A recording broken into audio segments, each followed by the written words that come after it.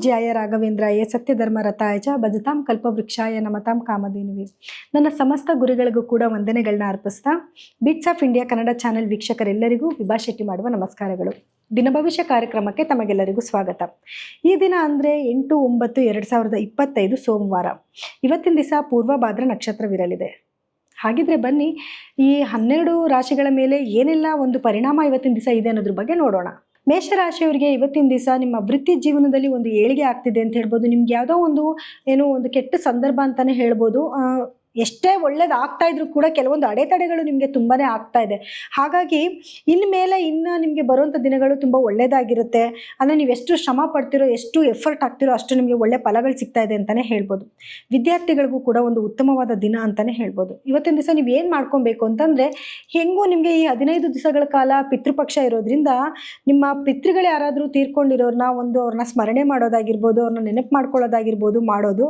ಹಾಗೆ ಹರಳಿ ಮರಕ್ಕೆ ಹೋಗಿ ನೀರನ್ನು ಅರ್ಪಿಸಿ ನಿಮ್ಮ ಮನಸ್ಸೊಳಗಡೆ ಏನು ಕಷ್ಟ ಇದೆ ಅದನ್ನು ಹೇಳ್ಕೊಳ್ಳೋದ್ರಿಂದ ಕೂಡ ಇವತ್ತಿನ ದಿವಸ ನಿಮಗೆ ಬರುವಂಥ ಸಂಕಷ್ಟಗಳನ್ನ ತಡಿಬೋದು.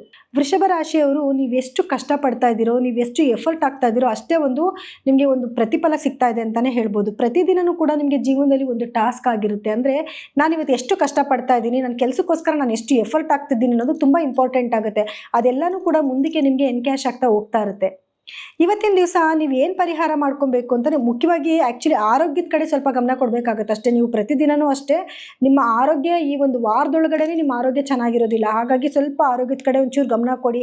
ಒಂದು ನಿಯಮಿತವಾದ ಆಹಾರ ಸೇವನೆ ಮಾಡಿ, ಹಾಗೆ ಧ್ಯಾನ ಮಾಡೋದು, ಯೋಗಾಸನ ಮಾಡೋದು, ಇದರಿಂದನೂ ಕೂಡ ನಿಮ್ಮ ಆರೋಗ್ಯ ಕೂಡ ಸ್ವಲ್ಪ ಡೆವಲಪ್ಮೆಂಟ್ ಆಗ್ತಾ ಹೋಗ್ತಾ ಇರುತ್ತೆ ಅಂತಲೇ ಹೇಳ್ಬೋದು. ಇವತ್ತಿನ ದಿವಸ ನೀವೇನು ಮಾಡ್ಕೊಬೇಕು ಅಂತಂದರೆ, ಈಶ್ವರನ ಧ್ಯಾನ ಮಾಡೋದ್ರಿಂದ ಆಗಿರ್ಬೋದು ಅಥವಾ ಮೆಡಿಟೇಷನ್ ಮಾಡೋದ್ರಿಂದ ಆಗಿರ್ಬೋದು ನಿಮಗೆ ಬರುವಂಥ ಸಂಕಷ್ಟಗಳನ್ನ ನೀವು ದೂರ ಮಾಡ್ತಾ ಹೋಗ್ಬೋದು. ಇನ್ನು ಮಿಥುನ ರಾಶಿಯವರಿಗೆ ಸ್ವಲ್ಪ ಮಿಶ್ರ ಫಲಗಳೇ ಇದೆ ಅಂತಲೇ ಹೇಳ್ಬೋದು. ನಿಮಗೆ ಈ ಒಂದು 15 ಡೇಸ್ ಆಗ್ಬೋದು ಅಥವಾ 1 ಮಂತ್ ಆಗ್ಬೋದು, ನೀವು ಮಾಡೋವಂಥ ಕೆಲಸದಲ್ಲಿ ಎಲ್ಲನೂ ಕೂಡ ಒಂದು 50% ಇರುತ್ತೆ ಅಂತಲೇ ಹೇಳ್ಬೋದು. ಹಾಗಾಗಿ ಏನೇ ಕೆಲಸ ಮಾಡ್ತಾ ಇದ್ದೀರೋ ಅಂತಂದ್ರೂ ಯೋಚನೆ ಮಾಡಿ ನಿರ್ಧಾರ ತಗೊಳ್ಳೋದು ಒಳ್ಳೆಯದು. ಸೊ ನಿಮ್ಮ ಆರೋಗ್ಯದ ಕಡೆ ಸ್ವಲ್ಪ ಇವತ್ತಿನ ದಿವಸ ಸ್ಪೆಷಲಿ ನಿಮ್ಮ ಆರೋಗ್ಯದ ಕಡೆ ಸ್ವಲ್ಪ ಗಮನ ಕೊಡಬೇಕಾಗುತ್ತೆ. ಸ್ವಲ್ಪ ಮನಸ್ಸಿನಲ್ಲಿ ಒಂಚೂರು ಇವತ್ತು ಏನೋ ಒಂದು ಸ್ವಲ್ಪ ಗೊಂದಲಗಳಾಗೋ ಸಾಧ್ಯತೆಗಳಿರುತ್ತೆ. ಯಾವುದಕ್ಕೂ ಜಾಸ್ತಿ ಧೃತಿಗೆಡ್ದಿರಾ ಸ್ವಲ್ಪ ಮೆಡಿಟೇಷನ್ ಮಾಡೋದಾಗಿರ್ಬೋದು ಅಥವಾ ಬಂದಿದ್ದೆಲ್ಲನೂ ಸವಾಲನ್ನ ನೀವು ಈಸಿಯಾಗಿ ಸ್ವೀಕರಿಸೋದ್ರಿಂದ ಕೂಡ ಈ ದಿನ ನಿಮಗೆ ಉತ್ತಮವಾಗಿರುತ್ತೆ ಅಂತ ಹೇಳ್ಬೋದು. ಇವತ್ತಿನ ದಿವಸ ನೀವು ವಿಷ್ಣು ಸಹಸ್ರನಾಮ ಪಠನೆ ಮಾಡೋದ್ರಿಂದ ಅಥವಾ ಹಸಿರು ಬಣ್ಣನ ಧರಿಸೋದ್ರಿಂದ ಕೂಡ ಬರುವಂಥ ಸಂಕಷ್ಟದಿಂದ ನೀವು ದೂರ ಆಗ್ಬೋದು. ಇನ್ನು ಕರ್ಕಾಟಕ ರಾಶಿಯವರಿಗೆ ನಿಮ್ಮ ವೃತ್ತಿ ಜೀವನದಲ್ಲಿ ಒಂದು ಏಳಿಗೆ ಪ್ರಗತಿ ಸಿಗ್ತಿದೆ ಅಂತಲೇ ಹೇಳ್ಬೋದು. ಆದರೂ ಕೂಡ ಈ ಒಂದು ಗ್ರಹಣದ ಪ್ರಭಾವದಿಂದ ಸ್ವಲ್ಪ ಹಿನ್ನಡೆಗಳಾಗುವಂಥ ಚಾನ್ಸಸ್ ಇರುತ್ತೆ. ಯಾವುದಕ್ಕೂ ಕೂಡ ಧೃತಿಗೆಡಬೇಡಿ. ಬಂದಿದ್ದ ಎಲ್ಲ ಸವಾಲುಗಳನ್ನ ನೀವು ಮನಸಾರೆ ಸ್ವೀಕರಿಸಿ ಎಲ್ಲ ಚಾಲೆಂಜಸ್ನು ನೀವು ಎದುರಿಸೋ ಶಕ್ತಿಯಷ್ಟು ನೀವು ಸ್ಟ್ರಾಂಗ್ ಆಗಬೇಕು. ಇನ್ನು ಇವತ್ತಿನ ದಿವಸ ನೀವೇನು ಮಾಡ್ಕೊಬೇಕು ಅಂತಂದರೆ, ಹೇಗೂ ನಿನ್ನೆ ತಾನೇ ಪೌರ್ಣಮಿ ನಡೆದಿದೆ.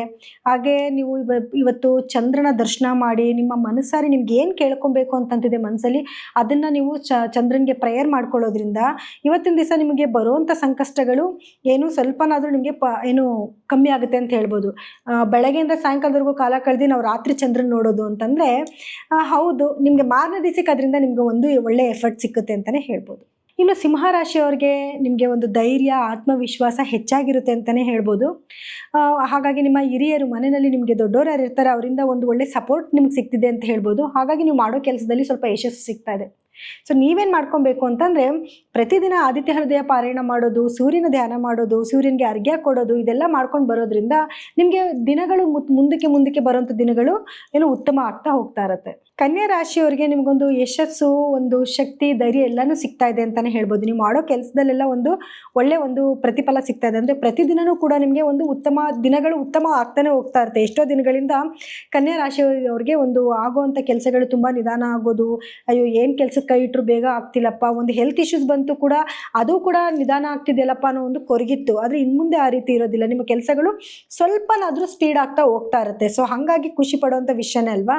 ಸೊ ಇವತ್ತಿನ ದಿವಸ ನೀವೇನು ಮಾಡ್ಕೊಬೇಕು ಅಂತಂದರೆ, ಗಣಪತಿ ಧ್ಯಾನ ಮಾಡೋದ್ರಿಂದ ಮತ್ತು ಹಸಿರು ಬಟ್ಟೆನ ಧರಿಸ್ಕೊಳ್ಳೋದ್ರಿಂದ ಇವತ್ತಿನ ದಿವಸ ನಿಮಗೆ ಬರುವಂಥ ಕೆಲವೊಂದು ಅಡೆತಡೆಗಳನ್ನ ಕೂಡ ನೀವು ತಪ್ಪಿಸ್ಕೊಬೋದು. ಇನ್ನು ತುಲಾ ರಾಶಿಯವರಿಗೆ ನೀವು ಮಾಡ್ತಿರೋ ಕೆಲಸದಲ್ಲಿ ಕೆಲವು ಗೌರವಗಳು ಹೆಚ್ಚಾಗ್ತಾ ಇದೆ, ಒಂದು ಮರ್ಯಾದೆ ಸಿಗ್ತಿದೆ ಅಂತಲೇ ಹೇಳ್ಬೋದು.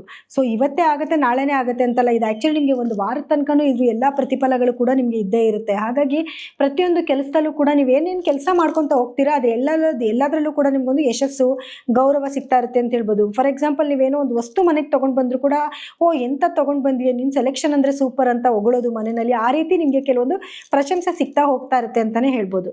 ನೀವೇನು ಮಾಡ್ಕೊಬೇಕು ಅಂತಂದರೆ, ಲಕ್ಷ್ಮೀ ದೇವಿಗೆ ಬಿಳಿಯ ಮಲ್ಲಿಗೆ ಹೂವನ್ನು ಅರ್ಪಿಸೋದ್ರಿಂದ ನಿಮ್ಮ ಒಂದು ಬರುವಂಥ ನೆಗೆಟಿವಿಟಿನ ತಪ್ಪಿಸ್ಕೊಬೋದು ಅಂತಲೇ ಹೇಳ್ಬೋದು. ಇನ್ನು ವೃಶ್ಚಿಕ ರಾಶಿಯವರಿಗೆ ಕೆಲವು ಸವಾಲುಗಳು ಎದುರು ಬಂದರೂ ಕೂಡ ಒಂದು ಉತ್ತಮವಾದ ಅವಕಾಶಗಳು ಸಿಗ್ತಾ ಇದೆ ಅಂತಲೇ ಹೇಳ್ಬೋದು. ನಿಮ್ಗೆ ಎಷ್ಟೇ ಚಾಲೆಂಜಿಂಗ್ ಆಗಿದ್ರು ಜೀವನ, ನಿಮಗೆ ಒಳ್ಳೆ ಅವಕಾಶಗಳು ಸಿಗ್ತಾ ಇದೆ, ಅದನ್ನೆಲ್ಲ ನೀವು ಸದುಪಯೋಗ ಪಡಿಸ್ಕೊಳ್ಳಿ. ಅದರಿಂದ ಮುಂದಕ್ಕೆ ನಿಮಗೆ ಒಂದು ಒಳ್ಳೆ ಒಂದು ಭವಿಷ್ಯನೇ ಸಿಗುತ್ತೆ ಅಂತಲೇ ಹೇಳ್ಬೋದು. ಬರುವಂಥ ಅವಕಾಶಗಳನ್ನ ಮುಕ್ತವಾಗಿ ಸ್ವೀಕರಿಸಿ. ಸೊ ನೀವೇನು ಮಾಡ್ಕೊಬೇಕು ಇವತ್ತಿನ ದಿವಸ ಅಂತಂದರೆ, ಸುಬ್ರಹ್ಮಣ್ಯ ಸ್ವಾಮಿಯ ಸ್ಮರಣೆ ಮಾಡೋದ್ರಿಂದ ಮನೆಯಲ್ಲೇ ಕುತ್ಕೊಂಡು ಜಪ ಮಾಡಿ ಸಾಕು. ನೀವೇನು ದೇವಸ್ಥಾನಕ್ಕೆ ಹೋಗಬೇಕು ಅಂತಿಲ್ಲ, ದೇವ್ರನ್ನ ಅವತ್ತಿನ ದಿವಸ ನೆನಪಿಸ್ಕೊಂಡ್ರೆ ಸಾಕು, ನಿಮಗೆ ಬರುವಂಥ ಒಂದು ಸಂಕಷ್ಟಗಳಿಂದ ದೂರ ಆಗ್ಬೋದು. ಇನ್ನು ಧನುರಾಶಿಯವರಿಗೆ ಒಂದು ಒಳ್ಳೊಳ್ಳೆ ಅವಕಾಶಗಳು ನಿಮಗೆ ಎದುರಾಗ್ತಿದೆ ಅಂತಲೇ ಹೇಳ್ಬೋದು. ಸೊ ನಿಮಗೆ ಏನೇ ಚಾಲೆಂಜಸ್ ಬರ್ಬೋದು, ಮಾಡೋ ಕೆಲಸದಲ್ಲಿ ಏನಾದರೂ ಸ್ವಲ್ಪ ಅಡೆತಡೆಗಳು ಬಂದರೂ ಕೂಡ ಕೆಲಸದಂತೂ ಕಾರ್ಯಗಳಂತೂ ನಿಮಗೆ ಸಕ್ಸಸ್ ಆಗ್ತಿದೆ ಅಂತಲೇ ಹೇಳ್ಬೋದು. ಇವತ್ತಿನ ದಿವಸನೂ ಅಷ್ಟೇ, ನಿಮಗೆ ಏನೋ ಒಂದು ಕೆಲವೊಂದು ಮಾಡುವಂಥ ಕೆಲಸದಲ್ಲಿ ಏನೋ ಒಂದು ಆಪರ್ಚುನಿಟಿ ಬರೋದಾಗಿರ್ಬೋದು, ಅಥವಾ ನಾಳೆ ಏನಾದರೂ ಒಂದು ಕೆಲಸ ಮಾಡೋಣ ಅನ್ನೋದಕ್ಕೆ ಇವತ್ತೇ ನಿಮಗೆ ಏನೋ ಅದ್ರ ಬಗ್ಗೆ ಆಪರ್ಚುನಿಟೀಸ್ ಆಗಿರ್ಬೋದು, ಏನೋ ಒಂದು ಮಾತಾಡೋದಾಗಿರ್ಬೋದು, ಇಂಥದ್ದೆಲ್ಲ ಇವತ್ತಿನ ದಿವಸ ನಿಮಗೆ ನಡೆಯುತ್ತೆ.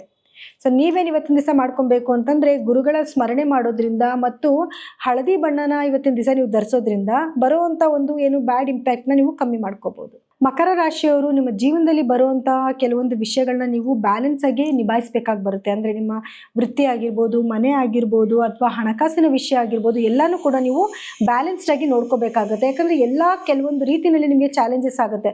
ಈ ಕಡೆ ನೀವು ಒಂದು ಕಡೆ ಗಮನ ಕೊಡೋಕೋರೆ ಇನ್ನೊಂದು ಇಂಬ್ಯಾಲೆನ್ಸ್ ಆಗುತ್ತೆ. ಸೊ ಹಾಗಾಗಿ ಪ್ರತಿಯೊಂದನ್ನು ಕೂಡ ನೀವು ಗಮನಿಸ್ಕೋಬೇಕಾಗುತ್ತೆ. ಇದೊಂದು ಟಾಸ್ಕ್ ಅಂತಲೇ ನಿಮ್ಗೆ ಹೇಳ್ಬೋದು.